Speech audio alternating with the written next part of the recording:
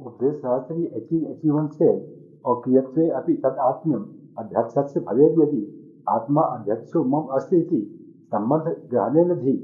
If it be contended that there will be identity of ego and the witness, though the latter is devoid of activity, it cannot be so, for the knowledge of the said identity will not be there in absence of the knowledge of relation that myself, the witness, exists.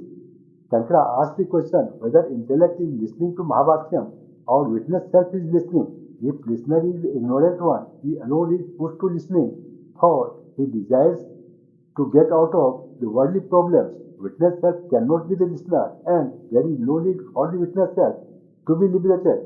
Intellect is not the listener because śāstrām cannot direct its teaching to intellect and tell that you are Brahman. If śāstrām addresses intellect, it should say that you are intellect, and it cannot say that you are Brahman, because intellect is not Brahman, so the teaching is not possible. The implied and direct meaning should have relation. Direct meaning is intellect, and indirect meaning is witness self. Intellect has to know by witness is the self. There should be not only relation, but also someone should be there to realize the relationship. Verse 82 says, संबंध ग्रहणम शास्त्रादि इति चेत मनुष्य नहीं पूर्वोक्ता सुधा ग्रहो वा स्यान ममेति च. If it is said that the relationship will be none from the scriptures, it cannot be so, or in that case a threefold defect will arise. For example, the ego cannot know the relation because it is non-conscious. Same is the case with the witness, as it is changeless, and the non-conscious ego cannot be taught by Shruti. Hence, if there be a knowledge of relation at all, it will be one of mind and not of identity, as I am Brahman. Verse 83 says, अदृशि दृश्य रूपेण भाति बुद्धिर यदा तदा प्रत्यया अपि तस्याः सुस तप्तायो विस्फुलिंगवत्. When it is accepted that the non-conscious intellect appears to be conscious, its modifications also appears to be so, like sparks of red-hot iron. In the presence of Sakshi, intellect is pervaded by Chidabhas, and because of reflected consciousness, intellect becomes sentient.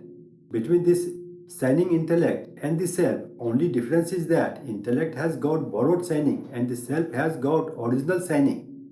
Between the intellect with borrowed shining and the self with original shining, there is tadatma sambandha. Intellect plus reflected consciousness is ahankar, ego. I am intimately associated with ahankar. In fact, with the ahankar, I do all worldly dealings, which is intimately associated with me, the self. It is called tadatma sambandha. Acharya Shankara said in Dakshin Murti Śāstrām, Nana Chidra Ghatodar Asthit Mahādīp Prabha Bhaswaram Jnanam Yastu Chakshuradi Karan Dwara Vahi Spandate. As the light of great lamp situated inside a pitcher having many holes shine outwards, similarly, the reflection of that self throws outwards through our eyes and other sense organs. The fact that people sometimes experience the presence of consciousness as in waking and dream, and sometimes its absence as in deep sleep, is explicable only if there exists a witness or sakshi itself uncontradictable of both these states, and on this assumption it becomes explicable how the witness can be none.